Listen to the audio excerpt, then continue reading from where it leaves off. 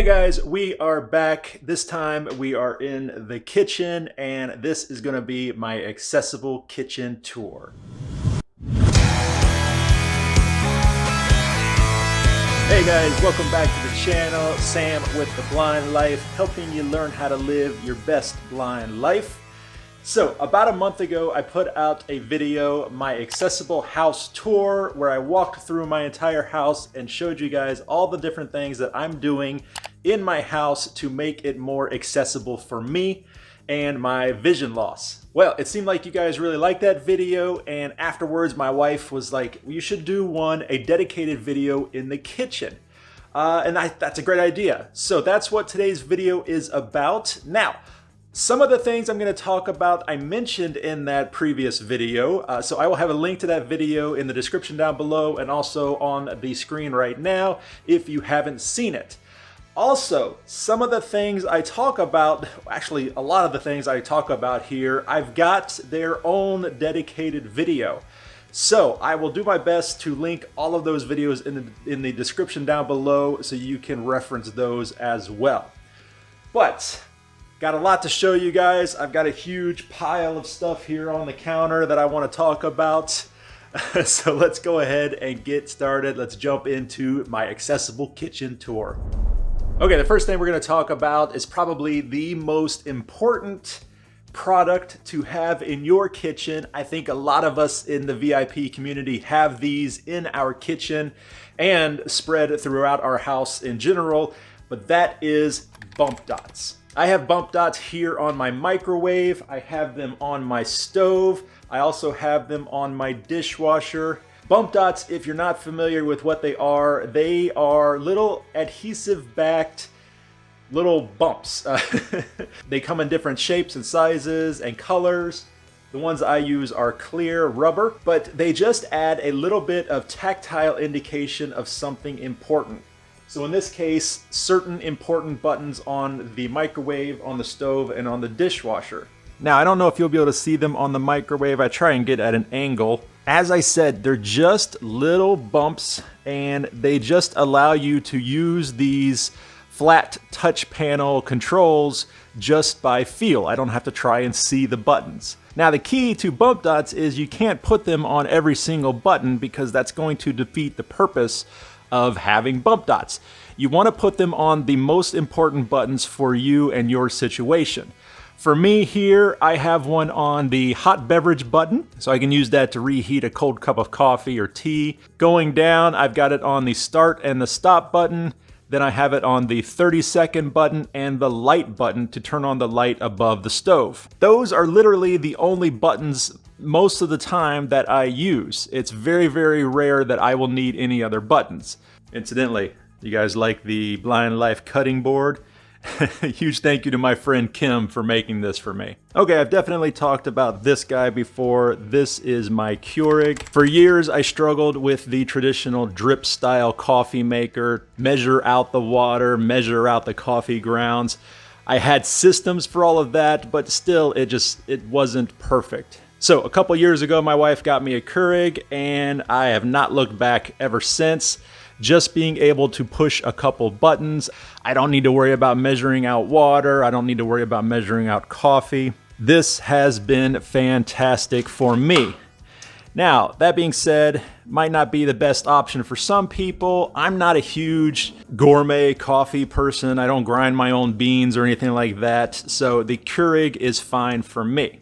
Okay, looks like we are actually out of water in our Keurig, but this is a perfect opportunity to show you one of my tricks for filling up the water tank of any coffee maker.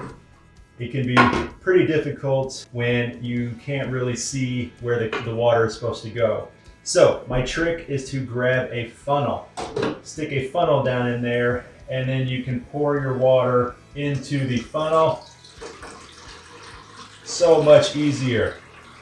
Now, another trick with coffee is your coffee mug. Contrast is so important, especially in the kitchen. So since I am pouring a dark liquid, I want a nice bright colored mug. So I've got this white or off-white mug, and it's gonna make it so much easier to see my coffee. See the coffee down in there? Much easier because of that contrast. Oh, it's hot. Something that is super important anywhere in a VIP home is organization. And that's also very important in the kitchen. One way that we stay organized is these little baskets, little plastic baskets. This one here on the counter has our cleaning supplies just within easy reach. We're constantly cleaning the kitchen every single day, several times a day. So it just makes sense to have this right here on the counter. But I don't want these things spread out everywhere and I can't find them when I need it. So we've got them in this nice little basket. Somewhere else we use these baskets is in the refrigerator. We have a couple baskets up on the top shelf that we have various condiment jars in, hot sauces, soy sauce, teriyaki sauce, little jars of olives, all those little jars, we've got them in these baskets so they're contained and I know exactly where they are. We also have these in our pantry, different types of organizational baskets down here. So I mentioned my stove, my microwave actually has a light above the stove. And I use that a lot, especially when I'm cooking on the stove top. So having a light turned on is super important. Having a lot of light in your kitchen for most of us. I generalize that, but that's not true for everybody, I understand. But for most of us, we need a lot of light. So a couple years ago, I installed these strip lights underneath my cabinet. And they add a bunch of light down here on the countertop. And I also connected them to the Amazon Echo so that I can control them with my voice. So I can give the keyword, Haskella, turn off cabinet lights. They turn off, Haskella, turn on cabinet lights. There you go.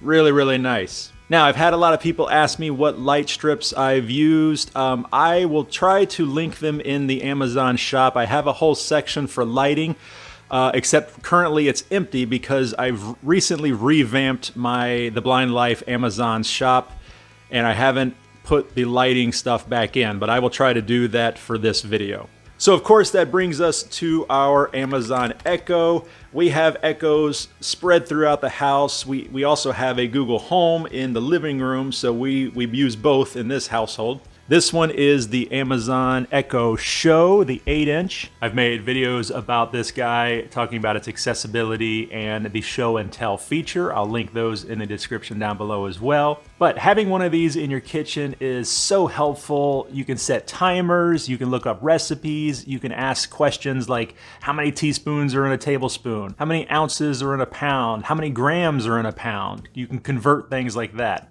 Okay, finally we're going to talk about all this stuff on the countertop, and I've got it split up into categories, I guess you'd say, like items together. No particular order here, and also some of these things, most of these things actually aren't specifically designed for the VIP community. It's just little tips and little tricks that I've learned throughout the years, over the years, that have helped me, and maybe you will see this and think, oh, I never thought about that, but yeah, that's totally gonna help me too. First, let's talk about contrast. Once again, contrast is king. So in our house, we used to have plates with very crazy designs, and we still have some fun plates. Like this is a slice of pizza. It's a plate that's shaped like a slice of pizza and it has a pepperoni pizza design on it.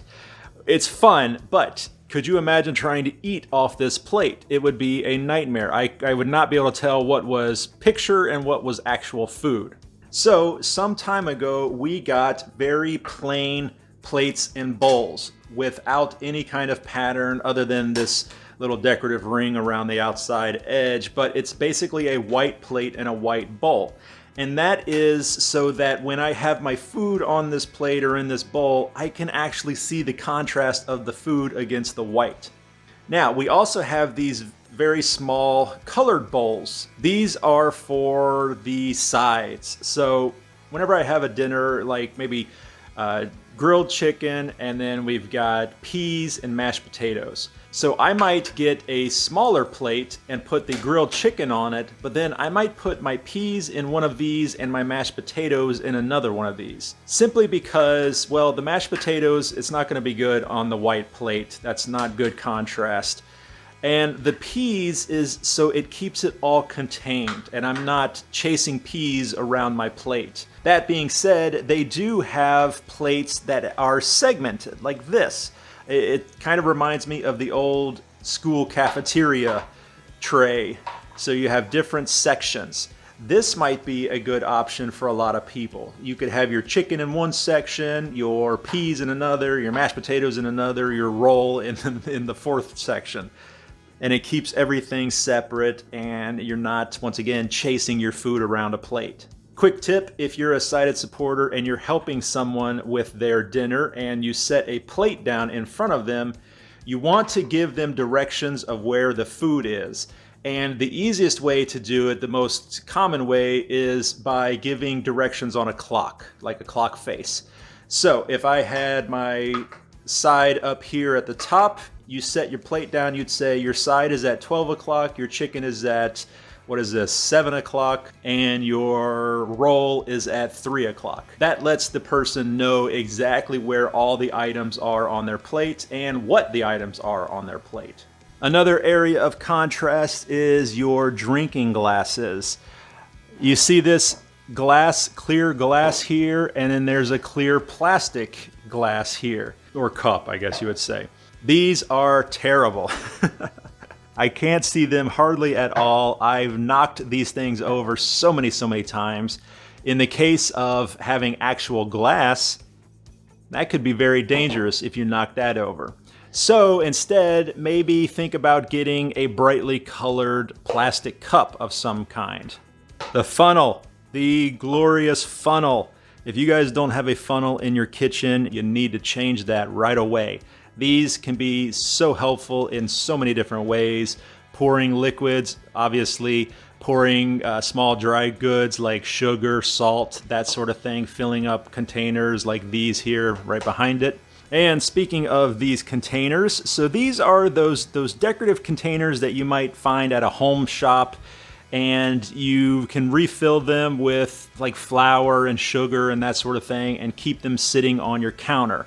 A lot of people like to do that. We do too. The problem is oftentimes they are shaped exactly the same, and that is not good. The key to having these is having different shaped containers.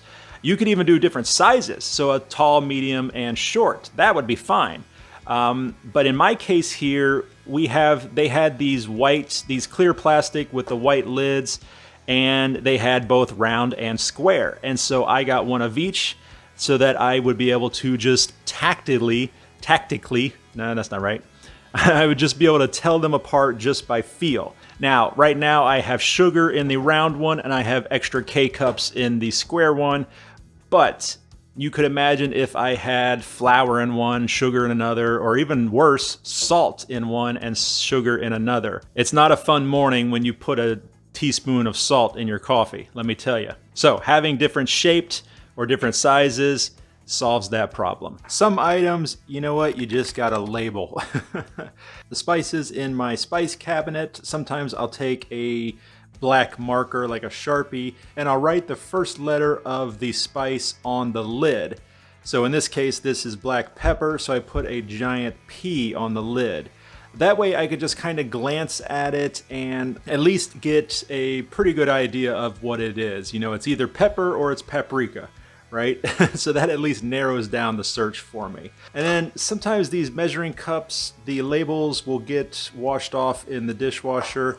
So I will just take a large Sharpie once again and mark what they are. So a giant number 1 for a 1 cup, 1/2 for a half cup, so on and so forth. Here I have an ice cream scoop and a rubber spatula. I started using these actually in the restaurant. We have to use these a lot in restaurant work because in the restaurant it's all about equal proportions because you're losing money if you don't. And the exact same reason with using a rubber spatula. You want to get all the food out of the pot because that food is money. But these carry over into the blind and visually impaired world very nicely. Dishing out things like pancake batter, muffin mix, cookie dough, all of that using an ice cream scoop is so helpful. If you can imagine pouring pancake batter into a pan, you're not going to know how much you're pouring in. So using some type of scoop or a measuring cup, that's going to make it so much easier. And then also the rubber spatula. You'll know that you're getting all the food out of the saute pan or the stock pot because you're running this rubber spatula around the edges. You know it's getting everything. Knives and cutting. This is a big one. I did a whole video. I even did a presentation at my job where I taught people proper knife skills. Once again, I spent years in the restaurant. I learned how to use a knife the right way, and that's probably the most important thing. People are scared of knives, but if you learn how to properly use a knife, there's no reason to be scared of them, and you don't have to see what you're cutting to use the knife as long as you're using it properly. And one important thing about knives is a dull knife is a dangerous knife. You want a sharp knife. But if you are just not wanting to use a knife, that's fine. You have lots of other options. Oh, I even forgot one. Hang on. Here. This is a plastic knife. I think it's made by Pampered Chef. I'm sure lots of places make these things, but it's made out of plastic. It's got a serrated edge. You're much less likely to cut yourself with this, but it's still going to cut through like veggies and even some meats without any problem. Speaking of vegetables, if you don't want to try and dice carrots, well, maybe grab a potato peeler and shred the carrot instead. And that can actually look really nice in a salad, shredded carrot instead of chopped up carrots. These are shears, kitchen shears. These are also made by Pampered Chef, I believe, but kitchen shears can be great for cutting up veggies and cutting up meat. You can just cut them like scissors. Pizza cutters. Pizza cutters work really well for chopping up some soft vegetables. I use a pizza cutter for chopping up pancakes. It works great. And then this guy here, also from Pampered Chef, I don't even know what it is, but it's used for breaking up meat in a saute pan. It's made out of plastic, so it's not going to damage a non-stick saute pan. But you just clank, clank, clank, kind of like a potato masher, and it chops up the meat. Just once again, yet another option. And speaking of using a knife and cutting stuff, we'll talk about cutting boards. This is a high contrast cutting board. So it's white on one side and black on the other. And this is so that depending on what you're cutting up, you can choose one side or the other. So if I were cutting up a nice red ripe tomato, I would do it on the white side. And if I was cutting up a white onion, I might flip it over to the black side. So it's all about that contrast. But regardless of what size I'm using, I need to put something underneath it. This is another trick I learned in the restaurant, and it's so important. You've got to have a stable cutting board. You see this cutting board just wobbles all around, and it even spins. It's got a little bit of a bow in it, but that's not good. If you're trying to cut something and this is moving around, that is dangerous. So what you can do is put something under it. Here I have a scrap of drawer liner. It's kind of a rubbery texture. This is what I use. Put that on there and look at that. That is solid now. That is not going anywhere. So much safer and more secure. If you don't have something like this drawer liner, you can use, get a paper towel, damp, lay that out, that works great. Or a kitchen towel, a damp kitchen towel, that works well also. Just got to have something. They even sell cutting boards nowadays with little rubber feet on them built into them for this very reason, to keep them nice and secure. We've all seen the oven mitt, the traditional oven mitt. Looks like a goldfish cracker. It's got a spot for your thumb and then one pocket for all of your fingers. Or you may even have an oven pad like this, which just is a pad that you can hold in your hands. I'm not crazy about the oven mitt because your fingers are all contained in there. You can't really get a good feeling of what you're touching in the oven. I prefer to use an oven glove. So this is fire retardant material. It's super thick. It's even got grippies on it, but it's a glove. So your fingers are all separate. And so when you reach in to grab the pot handle or the casserole dish handle, you can actually feel what you're grabbing. You can wrap your fingers around it much more securely. So get an oven glove. Needless to say, links to a lot of this stuff in the Amazon shop, linked down below. And finally, my favorite two pieces, kitchen gadgets. That is the talking kitchen scale and the talking kitchen thermometer. I use these all the time, especially weighing out, buying 3 pounds of hamburger and you want to split it up into 1 pound bags. This is great. Or you take that 1 pound and you want to split it up into 4 hamburgers, 3 or 4 hamburgers. You can weigh it out perfectly with a talking scale. The talking thermometer, I would not cook chicken without using a talking thermometer. I just don't trust it. I don't trust myself. Having the thermometer read out the temperature, it works perfectly. I'll do a little demonstration here with the scale. I'm going to turn it on. Hello, it's ready. Let's see how much my sugar container weighs. 1 pound, 3.9 ounces. 1 pound, 3.9 ounces. Goodbye. Goodbye. These can convert into grams as well. The thermometer can convert into Celsius. Okay guys, I think I got everything.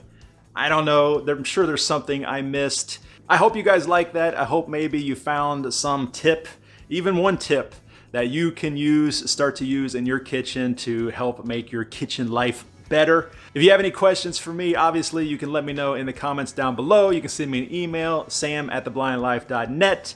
Check out the social media stuff, link down below, the Discord. Once again, down below you can find a link to the Amazon shop. That's where a lot of this stuff is located. You can also find my merch links down below.